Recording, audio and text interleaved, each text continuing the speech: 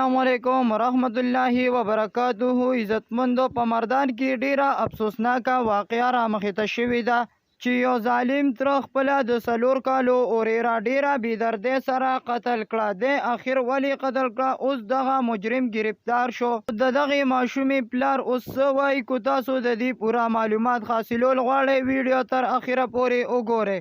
دین مخ کې څوک په دې چینل کې نوی روشنی کلیک سبسکرایب کې او برټلې نشان ووهئ. نورې معلوماتي ویډیوګانې به تاسو ته ډېرې په اسانتیا سره راځي.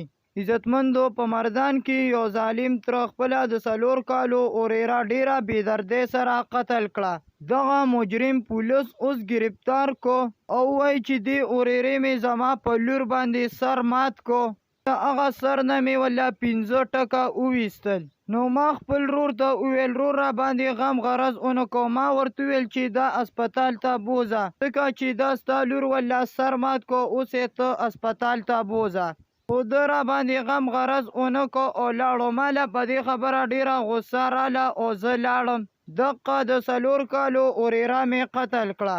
اوس وایي چې زه پې ډېر زیات خفه یم. هغه ټیم زه پې نه شوم، مانه غلطي شوې ده. کو د دغې ماشومې پلار یې اوس نه ماف کوي. وایي چې زه انصاف غواړم، د دې انصاف ملو شي. دا دې یا پانسي کړلی شي او یا دې عمرې دې قید کړلی شي.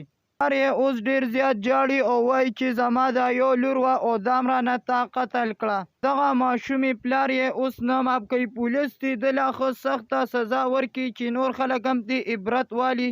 بیا لپاره څوک دومره ظلم نه کوي. او زمونږ نننۍ ویډیو کو دا ویډیو خوښ شوي روشنی کلیک سبسکرایب کړئ او برټلې نشان ووهئ.